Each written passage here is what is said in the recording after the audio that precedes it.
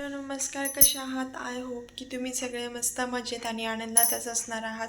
तर मी ठरवलेलं लवकर उठायचं 6 वाजता, पण माझ्याकडून ते झालं नाही कारण ते 12:30 वाजता झोपली आहे मी. तर आता मागे तुम्हाला टाईम दिसतच असेल, 7ला 10 कमी आहेत. 5 मिनटं घड्याळ कमी पुढे आहे म्हणून 15 मिनटं असतील कमी. तर आता मी घेते पटापट आवरायला. आधी बेडशीट वगैरे क्लीन करते, नवीन उशीचे कवर घालते, म्हणजे ते आल्यावर वर झोपून जातील आणि मग मी खालची कामं करायला मोकळी. आणि आधी पोळ्यांचं पीठ मळते आणि पोळ्या करायला घेते. भात आमटी ते होत राहतील. तर चला तुम्ही माझ्यासोबत व्हिडिओ कंटिन्यू करा. आज गुरुवार आहे, मार्गशीर्ष महिन्यातला पहिला. सो लेट्स कॅमेरा सेट करून दिला होता मी आणि म्हटलं चला पहिला आधी मिस्टर यायच्या आधी बेडला मी बेडशीट घालते आणि कवर बदलून घेते.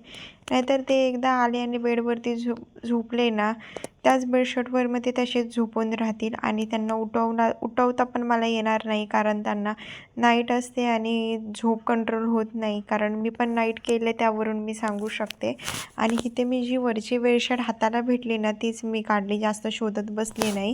कारण सकाळी उठायला खूप कंटाळा येतो, पण काय करणार, उठल्याशिवाय ते पण अंघोळ करणार नाही, त्यांना पाणी गरम करून द्यावं लागतं. आणि एकदा ते चहा नाश्ता करून झोपले की मला पण टेन्शन नाही उपाशी झोपलेत म्हणून. तर म्हणून उठावं लागतं.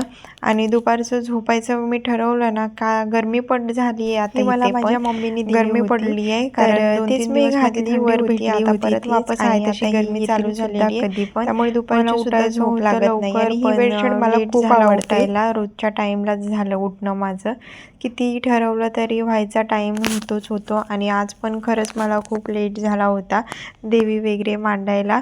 तर का असं होतं आहे माहीत नाही मला.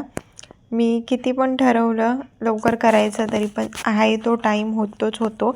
जरी जेवण केलं तरी पण, आणि एकदा मी न करून पण बघितलं होतं जेवण.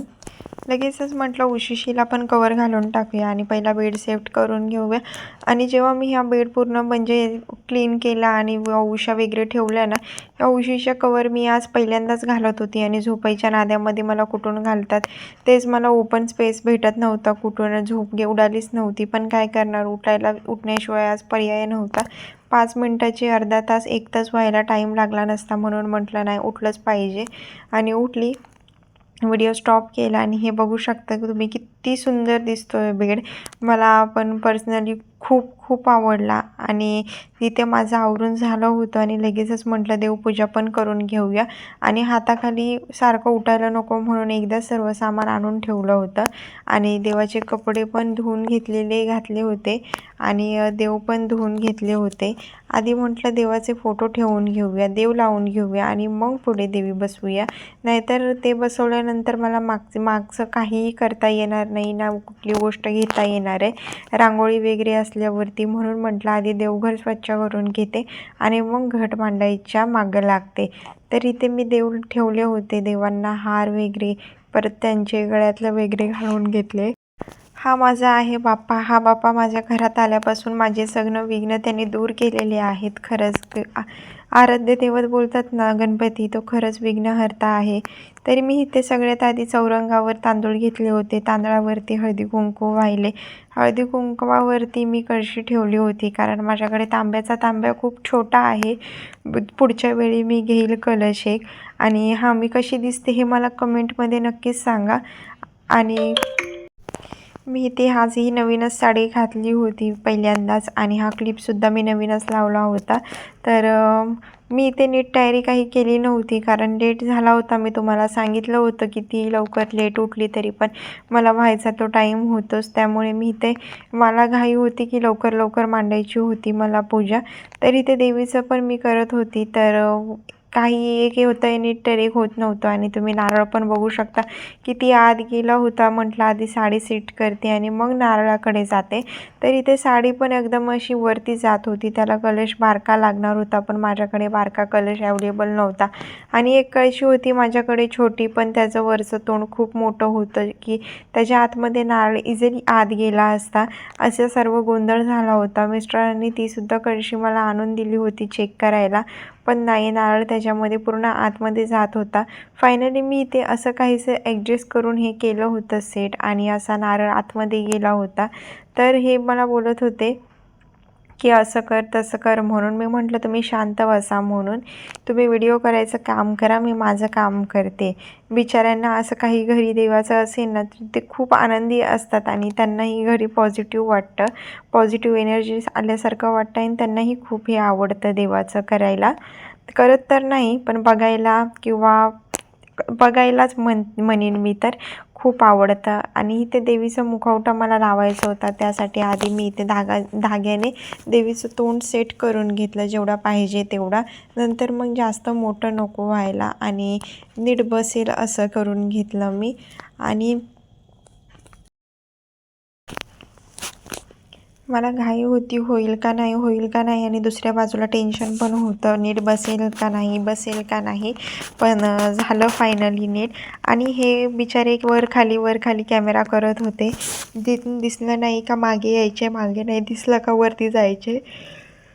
आणि इथे फायनली माझं देवीचं तोंड लागणार होतं, त्यात परत एकदा धागा निघाला. तर परत मी लावायचा प्रयत्न करत होती. असो काही नाही आहे, हे होतच राहणार आहे. तर असंच काहीसं होत होतं माझ्यासोबत.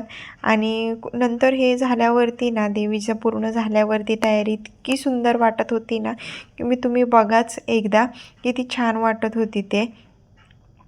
आणि यावर्षी देवाने मला खरंच पहिल्या वर्षी, दुसऱ्या वर्षी आणि तिसऱ्या वर्षी मी बोलीन खरंच वेल अँड गुड आहे आत्ताची परिस्थिती. आणि पुढच्या वर्षी पण देवीने असंच करावं, मी कुठेही कमी पडणार नाहीत या सेवा करण्यामध्ये. मी खरंच निखळ स्वच्छ मनाने चांगल्या विचारांनी सेवा करत आली आहे आणि यापुढेही मी करीन. तर इथे नारळ आतमध्ये गेला होता तसा पण भरपूर, पण पुढच्या वेळी मी काहीतरी वेगळीच जुगाड करून नीट करीन. कारण या गुरुवारी मला असं वाटलं की होईल म्हणून सर्व नीट, साडी वगैरे बसेल दरवर्षीप्रमाणे. पण नाही, तसं काही नाही झालं, सारखं ते पडत होतं. पण मी नंतर केलं आणि झालं सेट.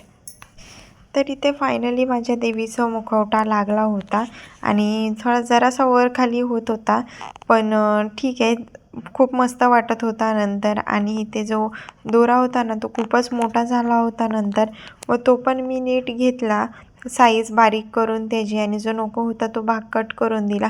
तुम्हाला पण असाच प्रॉब्लेम आला होता का घट बसवताना? मला नक्कीच कमेंट करून सांगा. मला तरी यावर्षी खूप प्रॉब्लेम आला होता, कारण माझी कलशच खूप मोठा झाला होता, कलशच नव्हता, कळशीच खूप मोठी झाली होती. आणि त्यातल्या त्यात ही जी मी साडी आणली होती ना त्याचा घेरसुद्धा खूप बारका होत होता. त्यामुळे आणि ही जी साडी आहे ना अंबाबाईच्या पॅटर्नमध्ये, ती मी पहिल्यांदाच आणली होती यावर्षी. तरी त्या माझ्या देवीचा फायनली फेस लागला होता आणि मी खूप खुश होती या मोमेंटला, की मी तुम्हाला ते शब्दात सांगू शकत नव्हती.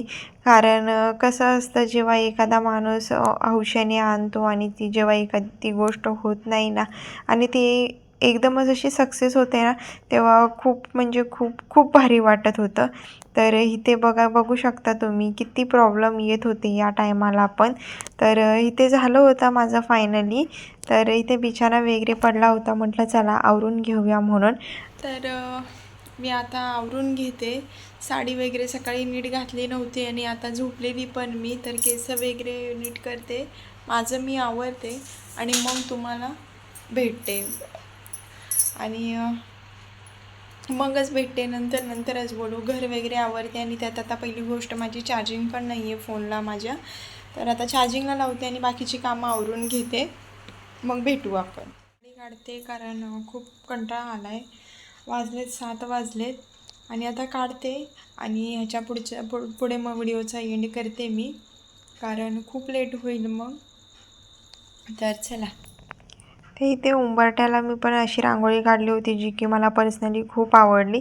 आणि देवीचा तुम्ही फायनल लुक बघू शकता आणि कमेंटमध्ये मला नक्की सांगा कशी वाटते माझी देवी.